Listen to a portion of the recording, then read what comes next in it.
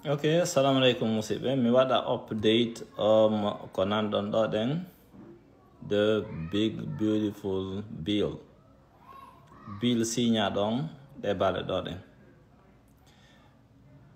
O bill ɗo ɗen ko change owo piiji buy e nder Amérique. Système on piiji buy changeay telen ka armée, telen ka immigration, telen ka santé, telen ka honno ka impôt. Nokkeli buy en fait ko réformugol société on telen ka cuuɗi piiji ɗi no wonno yarde objectif on ko change go ko ɗum trompe woni wadde. Yolla waɗu hara ko nafoyta leydi ndin kono sariyaji ƴetta ɗin fayda koko nafata ko ɓuri kon ɓurɓe marde ɓen. Miskime ɓen ɓurata soñjade. Balle buy e programme ji buy ɓe éliminiɗi tawa wona effective iti septembre aroyowo. Immigration kadi sariyaji buy ƴettitama tawa fayda joni ɓe faala immigrant ɓe ɓen yo taw ko kamɓe yoɓata frais ji surtout dossier ji maɓɓe application ji maɓɓe ko gouvernement o woni kon wadde. Poñji komi andintinta kon surtout fayda bill on ko duwaɗo ƴettede domaine ɓe ko honno affectirta. Mi waɗoyo vidéo ji hara section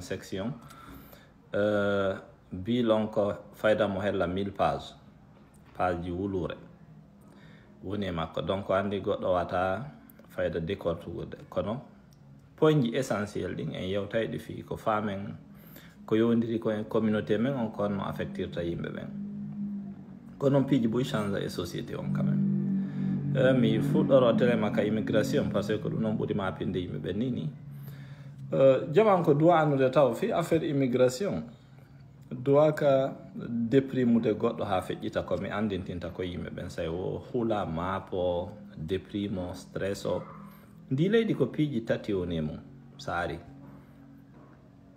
ko saari soit ara janga ma ekkitoɗa mecce ma ara yi'a kowoni kon e leydi ndin heɓa ƴoyre har hande kadi hay hotuɗa ka ma yaɗa nokkugo ɗa wawi wurude ɗa wawi créyude goɗɗungo ko ɓe wonɓe ɗon anda fi mum toujours hara ya ɓeydike ko ɗum noon tigi duwa awdutude hakkille mum ɗen. Kadi koko wona wolede fi ice yontigi andu si ɓe inni yontigi yaho o présente o présenta gongol fop koɗa yaade présentoɗa ɓe ndara sa waɗali crime hay hunde ittika natuɗa e leydi ndin fayda ko point essentiel on noon fiyo goɗɗo présente yo.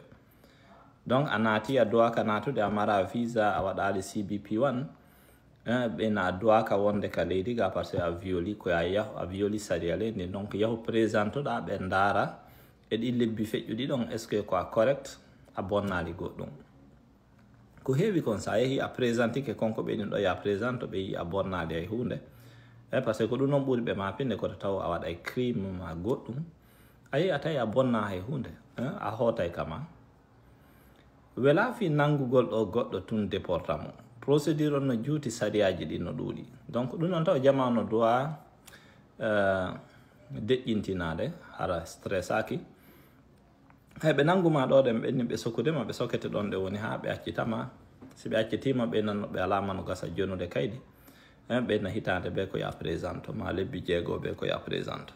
Ok, donc o sariya mo ɓe waɗi ɗo ɗen ɓe waɗi fayda ɓuri 40 milliards de dollars fi darnugol jimbal ngal Amérique du Sud fayda hella ko ɓuri 40 milliards de dollars kadi waɗama ko jonne ice. Ok, juge ɓen ɓe itti fayda hella 3 milliards de dollars fiyo juge ɓe ƴette ko yimɓe natuɓe ɓen fino procédure o yawira ɓe ñaawa jonnete ɓen kaydi jonne ɓe jonnata ɓen kaydi ɓe naɓe ala ɓe jonnude kono ko minion kon ko ɓe tigi fama wona detenaɗo wo nangaɗo wo inne o déportete. Ok, c'est pas possible. Ok, ɓe itti wana hella 5 milliards darnugol détention ji kaɓe mara yimɓe siwi ɗon ɗen hande kadi ɓe imposi taxe tawa siɗa transferude mbuuɗi ka leydi ma par ce que ɓe andi immigrant ɓe buysi golliɗo ƴetta e mbuɗɗi natta ka leydi mum tawa pourcentage no woodi mo yoɓata joni ko gouvernement on hen ɗo siɗa yaltinde mbuuɗi e nder leydi ndin. Ok, ɓe waɗi hella fayda 12 milliards ko yata telen ka USCIS. Siwi ɗon ɗen si joni sa appliqué fi asile a yoɓay frais ji no woodi joni ko yoɓata fi appliquegol asile haɗi ɗum ala. Joni frais ji ɗin no woodi hay so tawi ko waɗɗo asile appliquegol autorisation de travail joni a yoɓay frais. Ok, mi ala wolde montagne ji ɗin par ce que piiji ɗin fof no wawi changeude. Ok, si tawi woni joni a taƴƴiti frontiére on Mexico a naati ɓe nangima ɓe yoɓinte $5,000 goɗɗo no anda ko noon tigi yoɓirta ɗin siko kaw nanga ɗon o soka ton o yoɓata ɗi ma ko no yoɓirta ɗi. Si ɓe niiɗa droit déportede a suuɗike a yahali présentoɗa ɓe déportama ɗon kadi ɓe faynete $5,000 ɗin noon kadi goɗɗo anda ko noon tigi yoɓirta ɗi est ce que ko kaɓe sokkuma ɗon ɓenata ya yoɓuɗi ka kon no yoɓirta ɗi. Si tawi woni a gañoyke joni keesi ma ɗin a jonnama kayde fi changugol statut ma on a yoɓay $1,500. Étudiant visa joni a yoɓay frais $250. Donc telemaka immigration ko yontigi andu ICE kadi jonnama mbuuɗi buy donc ɓe ɓurta yaltude e ɗatte ɗen kono encore ta goto hulu ɗum ma po sa waɗali crime hay hunde ha joni ɗa mari chance e leydi ndin. Ok, ɗum noon koko yowodiri ka immigration. Telemaka taxe joni child tax credit on ko $2,200 o andi haade pay ko gotum child tax credit on ko $2,000 donc ɓe ɓeyditi $200. Siwi ɗon ɗen property tax taxe ji buy ko tawayno haade o andi ɓe wanno wano mortgage interest haade maximum no woodi ko 10,000 waɗata deduction joni ɗa wawi wadde deduction ha hella 40,000 ko ɗum waɗi innuɗen fayda ko marɓe ɓen sariyaji buy nafata joni par ce que joni siɗa yoɓude mortgage interest tawa ɓeyti cap tawata ko 10,000 tawa joni ɗa wawi réduisude ha hewta $40,000 deduction. Siwi ɗon en tip ko goɗɗo wona jonnede kon joni ka golle ha 25,000 ma overtime ha $25,000 o yoɓanta ɗin noon kadi taxe. Ok, ɗum noon kadi ko avantage go noon. Siwi ɗon ɗen si tawi a soodi otowal ɗa yoɓude interest e maggal tanki otowal ngal ko Amérique ɗon ngal assembla interest ko wonɗa kon yoɓude ɗon en no wawa waɗede deduction hande kadi o andi haade a watta deduction on interest ɗon si tawi ko oto wonɗa yoɓude. Donc détail ji buyno nder ton donc ɗiya point ji telemaka cuuɗi balle wona ɓe wallitede fi cuuɗi budget on coupama affecta yimɓe buyi. Ok, food stamp budget on coupama moƴƴa affectoya yimɓe buyi. Medicaid o assurance free ko yimɓe ɓen hendoto coupama buyi affectay ko yata fayda 11 millions d'américains par ce que ɓe waɗi sariyaji e mum tawa joni sa qualifie to fi Medicaid a qualifie to fi food stamp haran woodi nombre d'heures ji ko duwaɗa gollude mi sikki minimum ko 80 heures par mois.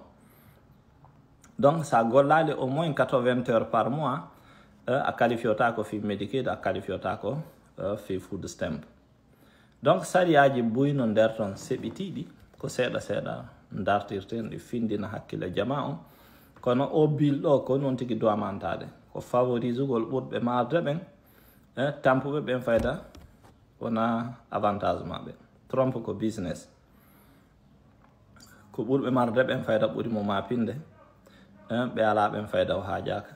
Donc bil on affecta yimɓe buy kono piiji ɗin fof ko jooɗi Allah woni mo kala wakkilo to woni daro datto anda gurdan ɗan fof ko cippiro on tigi wakkilo yeru ko wawi kon ko wata kon fewta mawɗon o toro. Assalamu aleykum.